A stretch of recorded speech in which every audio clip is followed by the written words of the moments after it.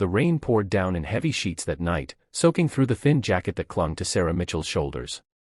She gripped her daughter Lily's hand tightly as they trudged along the empty road, their breath misting in the cold air.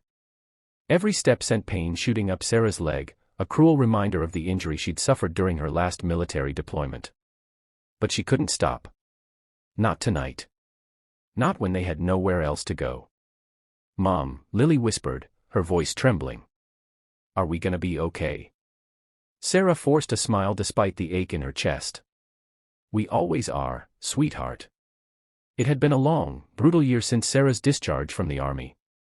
The explosion that took her mobility and left her with a permanent limp had also stolen her confidence, her career, and eventually her home. Bills piled up faster than the checks came in, and soon, she and Lily were sleeping in their old car, moving from one parking lot to another.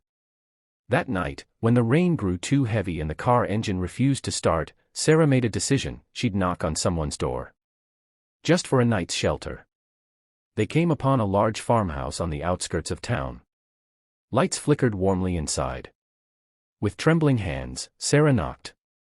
Moments later, the door opened, revealing a middle-aged man with kind eyes and silver hair. "Yes," he asked cautiously. I'm sorry to bother you, sir," Sarah stammered. "We just need a place to stay for the night. My daughter, she's cold." The man studied them for a long moment. Then his expression softened. "Come in. You shouldn't be out in this weather."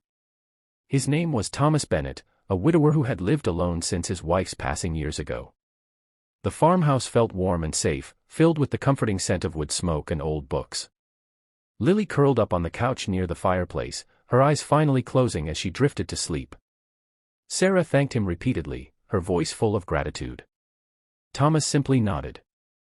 "You're welcome to stay until you get back on your feet," he said. "I could use a bit of help around here anyway." And so began an unexpected new chapter in Sarah and Lily's lives. Days turned into weeks. Sarah helped with chores, cooking, and managing the small vegetable garden, though her limp slowed her down. Thomas noticed her determination, the same kind of quiet strength he'd once seen in his late wife. Lily, meanwhile, filled the empty farmhouse with laughter again.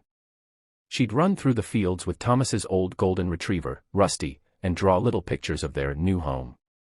Yet, despite the comfort, Sarah couldn't shake the guilt.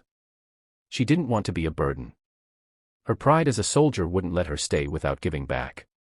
She started searching for jobs, but every time employers saw her cane or heard about her disability, they politely declined. One evening, Thomas found her sitting outside, tears streaking down her face as she read another rejection email. "Sarah," he said gently, sitting beside her, "you've fought for this country. You've given more than most people ever will. It's okay to accept help." "I don't want pity," she whispered. "It's not pity," he replied. "It's humanity." His words touched something deep within her. For the first time in months, she let herself cry, really cry, until the weight she'd been carrying began to lift. A few weeks later, something strange happened. Thomas was sorting through old family documents when he stumbled upon a faded envelope addressed to Margaret Mitchell. Inside was a letter from a lawyer, dated decades ago. The name struck him. Mitchell wasn't a common name in their small town. Curious, he brought it up with Sarah. "Mitchell," she said, frowning. "That was my mother's name. She died when I was a baby."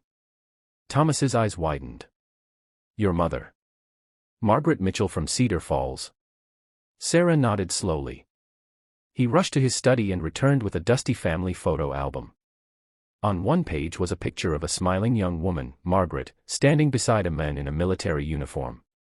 The resemblance between her and Sarah was unmistakable. Thomas felt his heart race. "Sarah, your mother was my cousin. She left the family years ago after a disagreement over the inheritance." Sarah blinked, unable to process what she was hearing. "Inheritance?" "Yes," Thomas said. "Your grandfather owned the Bennett estate, a company worth millions today. No one knew what happened to your mother. We thought she disappeared." Sarah's hands trembled as realization washed over her. She wasn't just a struggling veteran trying to survive, she was the rightful heir to a fortune she never knew existed. Thomas contacted the family lawyer, and after weeks of verification and paperwork, it was confirmed. Sarah Mitchell and her daughter Lily were the legal heirs to the Bennett legacy.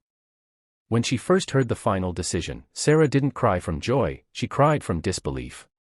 Years of hardship, humiliation, and pain had taught her to expect nothing. Yet, fate had other plans. Instead of moving to a mansion or changing her life overnight, Sarah made a promise to use her inheritance for good. She established a foundation for disabled veterans, providing housing, job training, and emotional support to those who'd fallen through the cracks just like she once had. Thomas stayed with them as family, helping run the foundation. The farmhouse became their home, a place of love, laughter, and healing. One sunny morning, as Sarah watched Lily running across the fields, she turned to Thomas and said, "Funny, isn't it? I knocked on your door because I needed help. But what I really found was a family, and myself." Thomas smiled.